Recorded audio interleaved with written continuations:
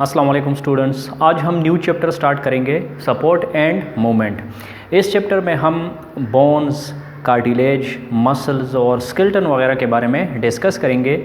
Introduction में लिखते हैं skeleton provide support to uphold and sustain the body against gravity and other external forces. हमारी जो skeleton है, जानवरों के अंदर जो स्केलेटन जो बोन्स वगैरह मौजूद होती है वो ग्रेविटी के ख़िलाफ़ और दूसरे एक्सटर्नल फोर्सेस, हवा या दूसरे वेट वगैरह जो हम ले जाते हैं तो उनके ख़िलाफ़ जो है, उनके अगेंस्ट में, उनके मुकाबले में हमें ये स्केलेटन जो है, हमारी जो हड्डियां हैं, जो ढांचा वगैरह मौजूद है, तो ये हमें सपोर्ट फराहम करती है, हमें सहारा देती है, हमारी जो है मदद करती है और हमारी जो स्ट्रक्चर है, जो बॉडी पोजीशन है, उसको जो है मेंटेन रखने में मदद करती है और हमारे जिस्म को जो है सीधा खड़े रहने में हमें हेल्प फराहम करती है।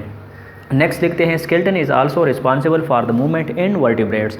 स्केलेटन जो है, हड्डियाँ जो हैं, ये हमारे जिस्म में मूवमेंट जो है, हम हाथ या पैर जो है हिला रहे हैं, हम जो चल फिर रहे हैं, तो ये स्केलेटन की वजह से है, क्योंकि स्केलेटन के साथ मसल्स अटैच हैं, हड्डियों के साथ मसल्स अटैच है, मसल्स कंट्रैक्ट और रिलैक्स हो रहे हैं, तो हड्डियाँ मूव कर रही है, मूवमेंट कर रही है और लिहाजा हड्डियों की मूवमेंट की वजह से हमारी बॉडी हरकत करती है। फिर ह्यूमन स्केलेटन। स्केलेटन जो है ये हड्डियों के जो ढांचा मौजूद होता है बॉडी के अंदर, इसको कहा जाता है। वर्टिब्रेट की अगर हम बात करें तो vertebrate skeleton is composed of bone और कार्टिलेज। वर्टिब्रेट्स में बहुत ज़्यादा एनिमल्स है जो कि लैंड खुश्की पर ज़िंदगी गुजारते हैं, या इवन फिशेस ऐसे हैं जो पानी के अंदर मौजूद होते हैं और वो वर्टिब्रेट्स हैं, यानी उनके जिस्म के अंदर हड्डियाँ मौजूद होती है। तो कुछ ऐसे वर्टिब्रेट्स भी हैं जिनकी हड्डियाँ जिनका स्केलेटन जो है हड्डियों पर मुश्तमिल होता है, बोन्स पर मुश्तमिल होता है।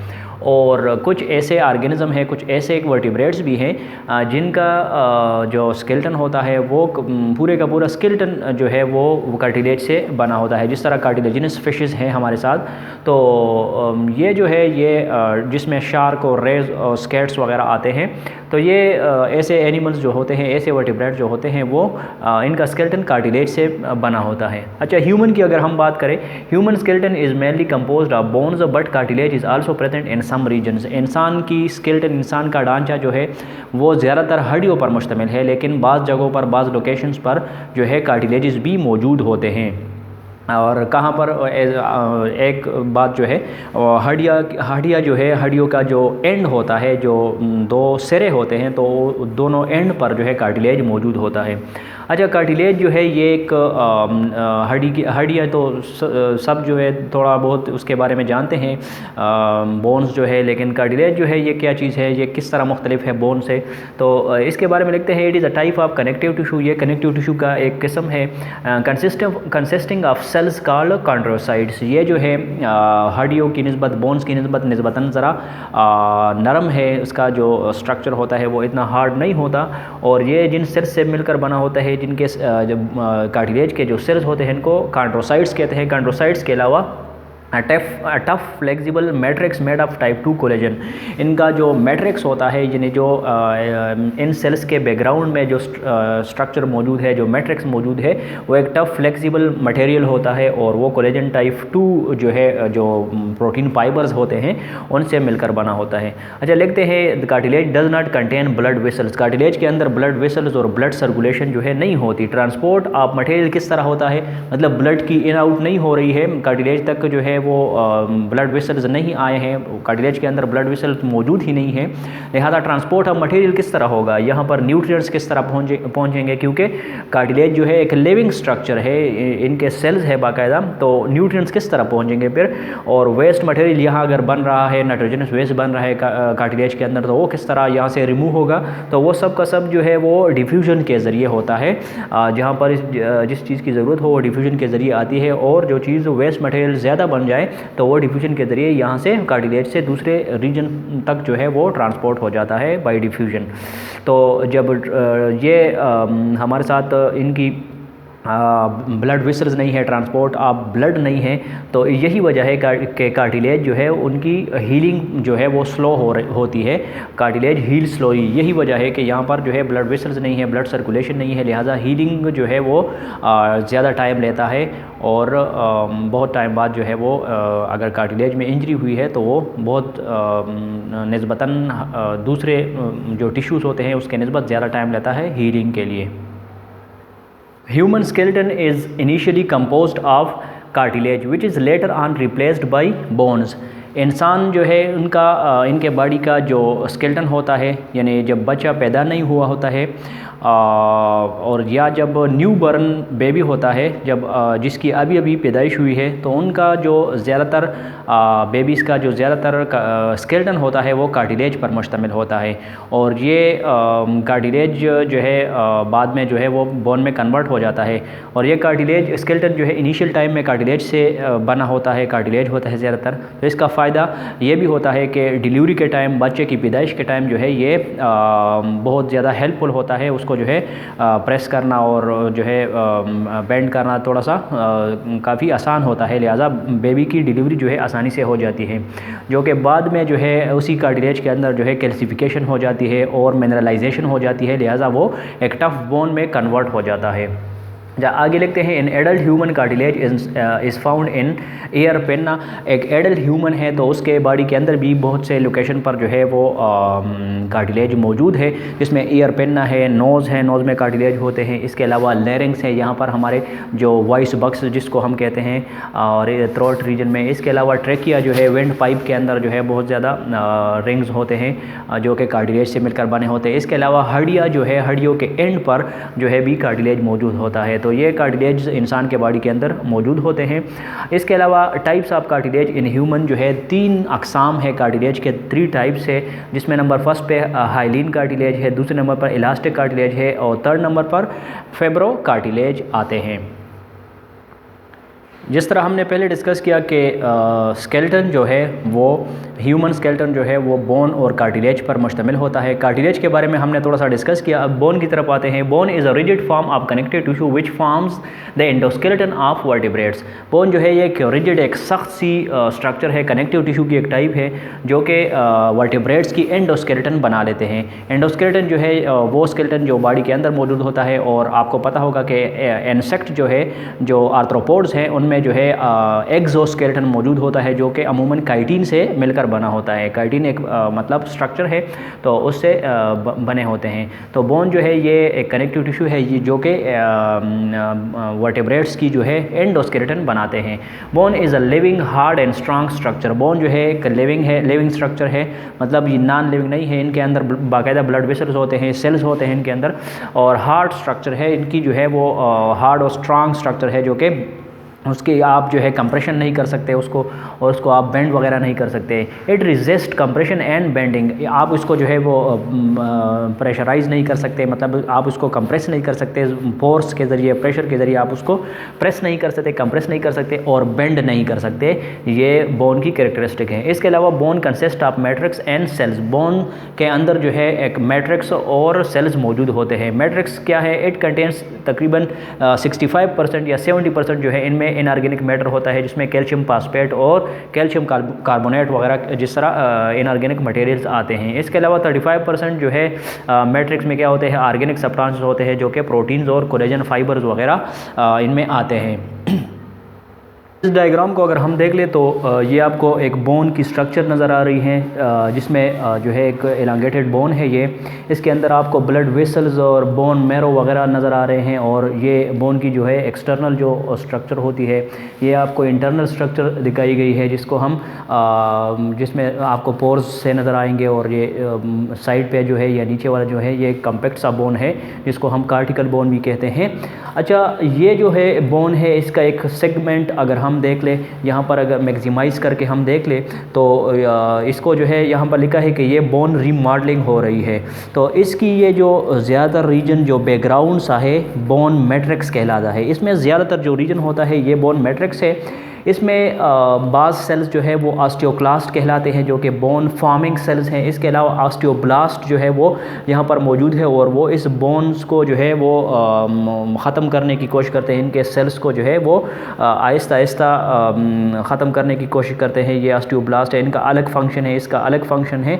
और ये आपको जो रेड कलर में, पिंक कलर में आपको नज़र आ रहे हैं, जिनके जो है एक्सटेंशन साइटोप्लाज्मिक एक्सटेंशन जो है आपको नज़र आ रहे हैं, तो ये ऑस्टियोसाइट्स कहलाते हैं, जो कि मैच्योर बोन सेल्स हैं।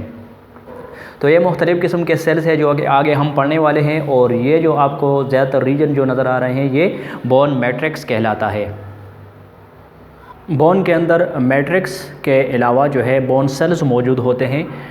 बोन सेल्स जो है ये बुनियादी तौर पर इसके 3 टाइप्स यहाँ पर हम डिस्कस करेंगे डिटेल्स के साथ, जिसमें ऑस्टियोब्लास्ट, ऑस्टियोसाइट्स और ऑस्टियोक्लास्ट जो है शामिल है। इसके अलावा बोन में एक 4th टाइप भी जो है सेल्स मौजूद होते हैं, जिसको हम ऑस्टियो प्रोजेनिटर सेल्स कहते हैं। ऑस्टियो प्रोजेनिटर सेल्स जो है ये हम कह सकते हैं कि ये स्टेम सेल्स है ऑफ बोन सेल्स, और ये जो है ये प्रिकर्सर्स होते हैं for the osteoblast and osteocyte cell. तो ये इनिशियल टाइम में जो है स्टेम सेल्स के शक्ल में मौजूद होते हैं, और ये बाकी इन सेल्स से, इन ऑस्टियो प्रोजेनिटर सेल्स से जो है ये बाकी ऑस्टियोब्लास्ट और ऑस्टियोसाइट्स वगैरह के सेल्स जो है वे बाद में बन जाते हैं। तो यहाँ पर ये हम डिटेल से डिस्कस नहीं कर रहे हैं। ये 3 सेल्स जो है हम इनके फंक्शंस और स्ट्रक्चर के बारे में थोड़ा सा हम डिस्कस करेंगे। ऑस्टियोब्लास्ट जो है ये फर्स्ट टाइप है। Osteoblast are immature bone cells having single nucleus. ये इमैच्योर सेल्स होते हैं, इब्तिदाई टाइम में मौजूद होते हैं।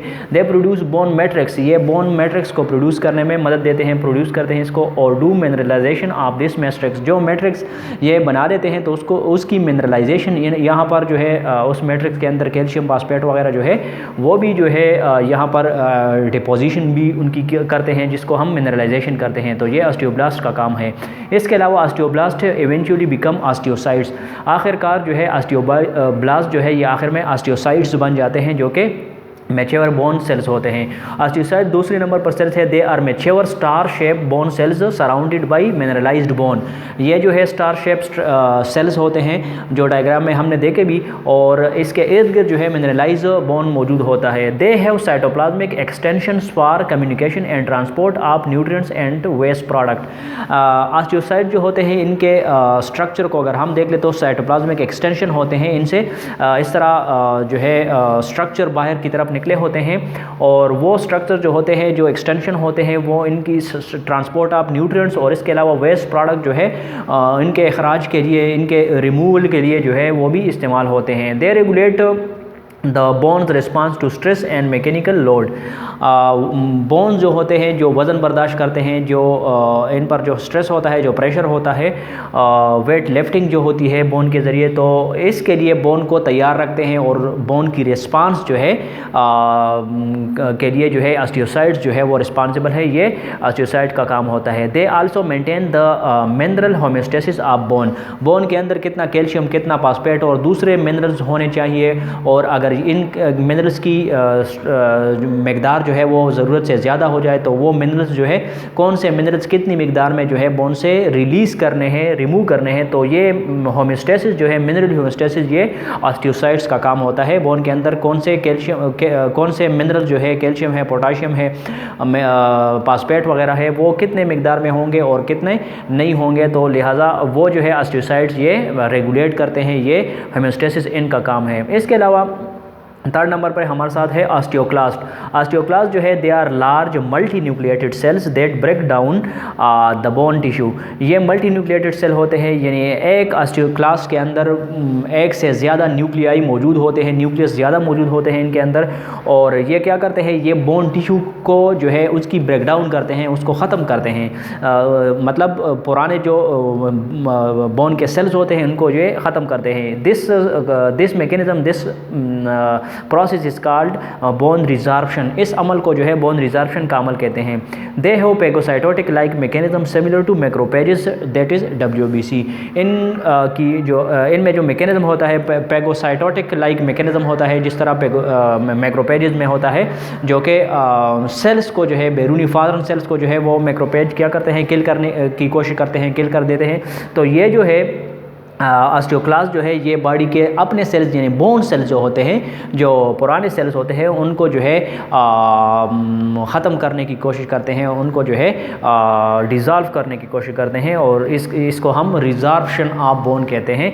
तो ये जो है अपने बोन के अपने ही सेल्स को जो है, जो पुराने सेल्स हो जाते हैं, इनको जो है रिमॉडलिंग के प्रोसेस के दौरान जो है ये ख़त्म करते हैं। वो सेल्स जो है बोन सेल्स वो जो है ख़त्म हो जाते हैं ऑस्टियोक्लास्ट की वजह से।